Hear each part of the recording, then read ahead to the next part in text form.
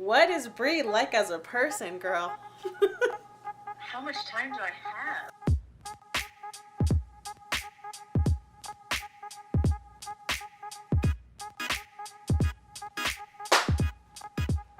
I need to.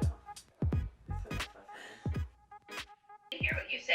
The Just so I know what. the documentary crew is here today. Ooh. Yeah. So excited. Yeah, there'll be here all day with me, which we got here bright and early. Sitting in on like different calls later, things I'm just trying to see what a life for me looks like nowadays. You So can show us or show them. so That's great. yeah, so there's one. And there's the other. Is it not on camera? You are on camera. You're tall. We can't miss you. We talk about this all the time. So they're just recording me and what I'm doing, but I wanted y'all to know that like the beginning steps are starting, and here we are. My name's Brianna Janae Jenkins. I came out when I moved here in 2016 as a queer black person growing up in a very large family that was very religious. I didn't even know that I was able to identify as queer until I moved here. Like, just never had heard of it. Had always like thought all genders were attractive, but never thought anything into it until I moved here and started to have more language around what the LGBTQA plus community is. Ended up calling my godparents and my dad. I called all three of them and chickened out over the phone, asking what was wrong, and I was like, listen, I'm bi or queer, I don't know, but I know I don't just like men. And all three of them were like, whatever makes you happy, whoever makes you happy, we don't care.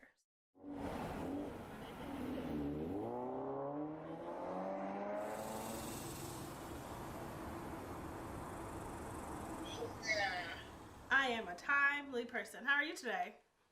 I am good. I'm alone. The news makes me mad, obviously. But Yeah, I don't watch that. No. We don't I watch just it. watched the story of the family in Aurora. What happened in Aurora? You know what happened? No. So the police stopped a vehicle that um, they thought was stolen, and it had a woman and her 5 kids, all girls, aged 17 to 6. So they draw out guns, tell everyone to come out, tell everybody to lie down on their faces on the concrete, hot concrete, including the 6-year-old, and they handcuffed the two teenagers. I think the 17 and 50-year-old. They handcuffed the mom. All this for a stolen car. Oh, sorry, an alleged. And it was not stolen. I hate the world. Can we just not? I just googled it. I said like everyone was handcuffed. I'm like, she's 6. I hate everybody. I'm like, this is crazy that you could not use discretion and be like, okay, put the kids aside. Like, if you think, and the car was not even stolen. It's yeah, I saw that. Like, yeah, No, thank you. yeah. So that's what we're dealing with. And it's just like it's never ending, right? Like it's just every day it's just something new. Especially like with everything going on like nowadays with Black Lives Matter and being especially dealing with COVID too. Just the idea of getting arrested, that trauma around that, and then also like the safety around your health too, because you don't know if any of these officers have it, who they just were interacting with, and the precautions around just retaining health. And then also like if you think about healthcare too, like who's to say that this family has health insurance, like right, like if they did come in contact with someone in therapy, what's therapy going to do for me right now? Reparations in the form of money only, thank you. Yeah. And somebody needs to like take like you could all 5 white police officers did not think any different. And that's like It what was like, okay, stop. This is a whole female family.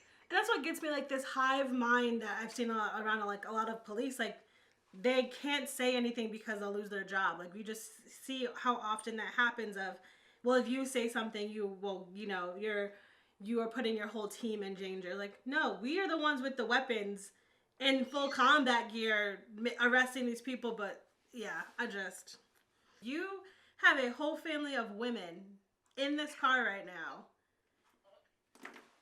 that you pulled over because A, you thought the vehicle was stolen, but B, you thought it was stolen because I'm sure it was a black family. You thought, oh, no, well, no, black people can't afford cars, so this one must be stolen. Like, don't let your implicit bias for sure, stereotype this family, but it's therapy. And the children are not considered as children. Like black children are Oh, not children.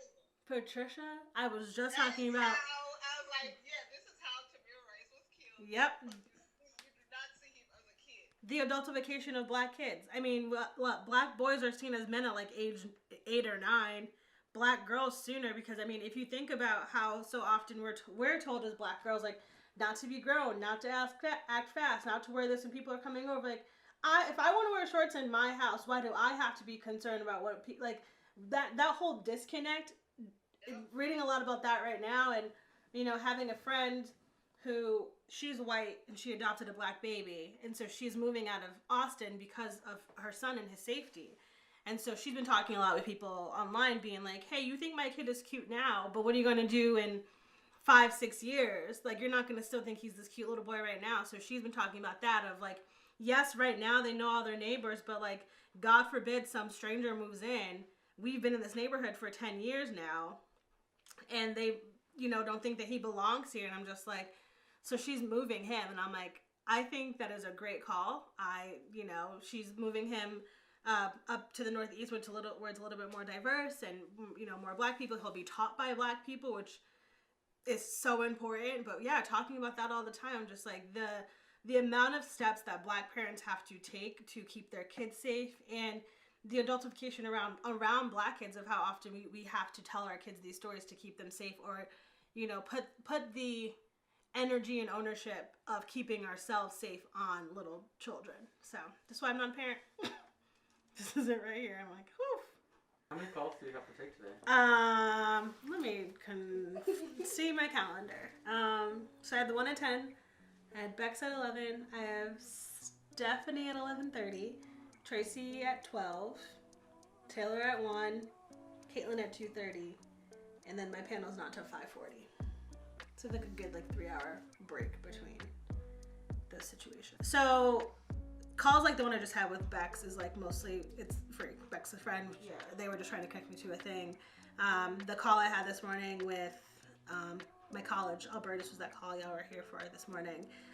They're paying me for the speaking engagement. For them, they set the price, but I'm also doing 3 engagements with them. So I get to just reuse the same PowerPoint presentation. So they're paying me for each speaking engagement, but I get to use the same PowerPoint over and over again, so that y'all can just pay me the same thing over and over again. But typically, I set the price usually. A lot of things in consulting, which I've been learning, is that you have to upcharge yourself a lot of the time. People, if you charge too little, they'll be like, okay, just throw money when they actually have more money to give. But B, if you kind of lowball yourself, people don't think you value yourself. So now I have it, I kind of have it set high, but I'm also like, you never know what can happen. It's I decided to set my speaking engagements at $250 just to begin getting this paper. I am currently recording a panel today called Beyond the Model Minority Myth with whomst. This is with, oh my God, I can't remember. Oh, the Austin Asian Communities Civil Coalition. Talking about the model minority stereotype. We'll be unpacking that. I'm exploring an underreported history of Asian Americans activism, bringing together panelists from the AAIP community, Black African American community, Latinx and Hispanic community, and the LGBTQ plus community. We will discuss concrete steps we can take to become more civically engaged and join the movement for civil rights and social racial justice. So it's myself, Mike Siegel, who's a candidate for Texas House District 10, Nelson Linder, who's the president of Austin NAACP, and Jen Ramos, who is the Texas National Committee woman for the Young Democrats of America. Also, they only put, for me, activist and host the Tea with Brady. I don't know how many other accolades I have. No shade, but shade. any time I can lend my voice and my experiences to a panel just to kind of give different perspective is an honor. Also because I know Jen, who's on this panel with me, my friend Satvik, who is now the co-director of NLC with me, he invited me on, and I think he's moderating this panel, if I'm not mistaken. But yeah, just excited to, again, not only have conversations and create space that way, but then also like for my business now, it's just really helpful to have these things that I can like add to my press page for people. So yeah, everything is a business these days. Brianna, do you prefer Brie or Brianna? I prefer Brie. Brianna means I'm in trouble. So Brie is my preferred, but all of like my business stuff and professionally I'm Brie, but Brianna, but I prefer Brie. I'm gonna call him Brie. Brie Jenkins. I work for myself now, Brianna Jenkins Consulting. Currently, I sit on the board of New Leaders Council Austin as the co-director, and I also sit on the board of Lone Star Victim Advocacy Project as their like fundraising ad hoc board member. I'm sure there's 17 other things I do that I can't remember right now. I host a podcast. I've lived in Austin for the last almost 5 years. And yeah, that's where I'm gonna stop.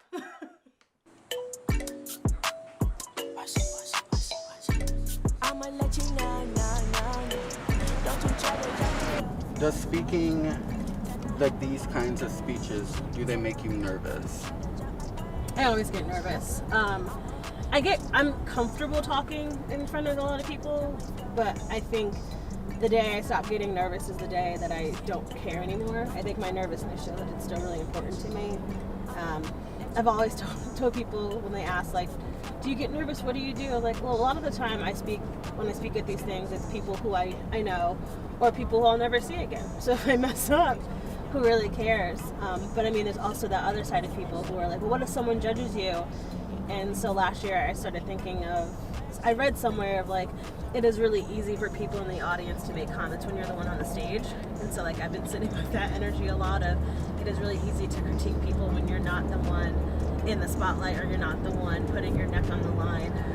So yeah, I mean, I still get nervous, but I'm very excited and honored to be able to hold this space. And I feel like, you know, the more I share and the more stuff I do in the public, it gives other people who are marginalized maybe the confidence or like the go-ahead to do the same. So I would say if me sharing my story gives one person the courage to share theirs, then I've done what I'm supposed to do.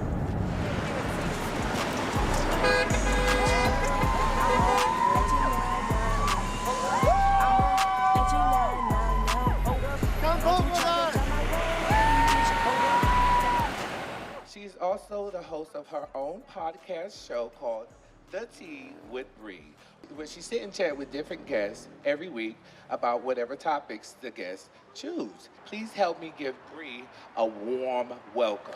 Make some noise for Bree Jenkins. Yes, baby! Hi, everyone. Hold on. What are you afraid of? Failure. Literally, like, not doing a good job at something. So, like, today, like, the speech, it's something that I, like, was meticulous on. Like, this morning, like, I had to do final touches on it. But failing at, like, everything I do, dealing with imposter syndrome a lot of the time, too, of feeling like, do I actually belong here? Is this a space I should be taking up? Should I be the one here? There are other Black queer women who are doing this. Why is it me? So just a lot of fear of failure and not living up to expectations, but it's mostly my own expectations because I'm my own worst critic. Good afternoon. My name is Brianna Jenkins. My pronouns are she, her, hers, and I'm a Black queer woman who has already voted.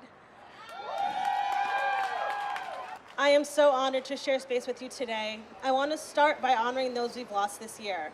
The over 200,000 people who lost their battle with COVID, John Lewis, Ruth Bader Ginsburg, our Black siblings who have lost their life due to police violence and brutality, our trans, non-binary, and genderqueer siblings who we have lost to violence, the LGBTQIA folks who have died by suicide because living in this world was too much for them, and the many others who I haven't mentioned, but I remember you as well. I know we hear every 4 years that this is the most important election of our lifetime, and every 4 years, it is. We believe that America keeps making progress, and then we get to an election year, and realize that nothing has changed. We still have black people being murdered by the police. The earth is getting hotter. We have neighbors experiencing homelessness. Healthcare and mental health services are still not a basic human right. People with uteruses are being told what to do with their bodies. We are in an endless loop of having the same conversations. As we gear up for this year's election, I want to remind you how important it is for you to vote. With our country's long history of voter suppression, I can understand why people feel as though their votes do not matter. According to Business Insider, around 138 million Americans voted in a 2016 presidential election. However, those 138 million only make up 58% of voting eligible population in the country. That means 42% of eligible voters did not vote in 2016. I want to make something very clear. Every vote matters. What were you going through in your mind? Like, what were you thinking of when you found out your mom had cancer? I was in 10th grade. I had just made the volleyball team. So that whole summer, my mom took me to every single week on Monday. I had volleyball camp where I learned how to serve all summer because I sucked at it. So I've made the team, and all I thought was like, she won't get to watch me play. And that was the only thing I thought of that whole season. So if you were a close friend of mine, you did not even know my mom was sick. I went to school every single day. I only missed school for her funeral and then the next day because my dad made me stay home. But I was very big on just gritting and bearing it and moving on and moving forward, to the point that I didn't actually cry at her funeral because my dad was crying, and so I didn't think it was okay for me to cry if my dad was crying.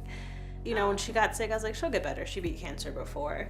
And then I found out that her cancer had gotten so bad that they didn't think she'd make it past Thanksgiving, and then she actually ended up living until February. But I was 15, and you don't think your parent's gonna die, so my mom didn't want me to see her sick, and so I kept myself really busy, and so I would go and see her on Christmas, but didn't get to spend a lot of time with her. There's so many things I wish I would have asked her. But yeah, I mean, it sucks to think about it now. If I knew then what I know now, I would have spent every day at the hospital. Yeah, I always just hope she's proud. That's always the biggest one. That's also a thing people often post. You're like, your mom would be so proud. I know she's proud wherever she is. And just talk to her. I always think about what it would be like to be out and have her know. Because I don't think she would have cared. There's just everything. There's been so much that I've done in the last couple of years that I just wanted her to be at. I often tell people the day I become perfect is the day I'm able to judge others, and that's kind of how I live right now. It is so easy for people to judge you when they have never lived your life.